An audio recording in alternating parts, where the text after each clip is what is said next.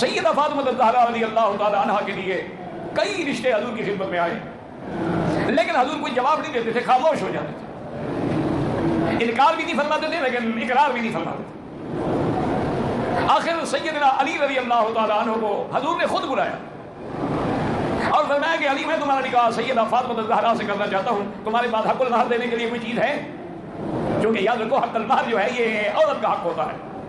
یہ اس کے والدین یا اس کے کسی قریبی رشتہ دار کا حق نہیں ہوتا، جو لیتے ہیں وہ ظلم کرتے ہیں اور حرام کھاتے ہیں۔ حتیٰ کہ بعض فقہا تو یہ فرماتے ہیں کہ حق المہر جو ہے اس کے دینے سے پہلے خاوند کو بیوی سے ملنا بھی نہیں چاہیے۔ اور یہاں عرب میں ماشاءاللہ بڑا اچھا رواج ہے، کیونکہ یہاں اسلامی سلطنت ہے، اسلامی حکومت ہے، یہاں جب رشتہ طے ہوتا ہے تو نکاح والے دن ہی حق المہر جو ہے اس کو پہنچا دی جاتی ہے، اور وہ حق المہر بالکل اس عورت کو دی جاتی ہے جس سے نکاح ہو رہا ہے۔ اب اس کے والدین جو ہیں اس کی حق المہر اور اپنی طرف سے بھی پیسے ملا کے اس کے لیے جہیز بنا کے اس کو دے دیتے ہیں۔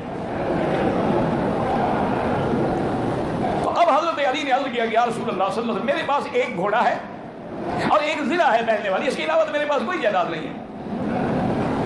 حضور نے بتایا گھوڑا تو خیر اپنے پاس رکھو، جہاد کے لیے کام آئے گا، ویسے بھی آدمی کو سواری کی طرح ذرا جا کے بیچ دو، جتنے کے پیچھے بک جائے وہ حق المہر دے دو۔ حضرت علی رضی اللہ تعالیٰ عنہ بازار میں گئے، کسی نے حضرت عثمان کو بھی یہ سارا قصہ بتا دیا، حضرت عثمان بھی پیچھے چل پڑے۔ اس کی سب سے زیادہ بولی جو ہے وہ حضرت عثمان نے دی، 480 درہم میں وہ زرہ خریدی، اور 480 درہم حضرت علی کو دیے اور زرہ لے دی۔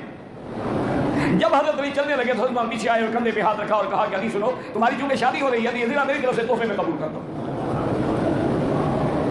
تو یہ شرم جو تھا یعنی حضرت علی کی حق المہر دینے کا، یہ بھی حضرت عثمان کو ملا رضی اللہ تعالی عنہ وارضاہ۔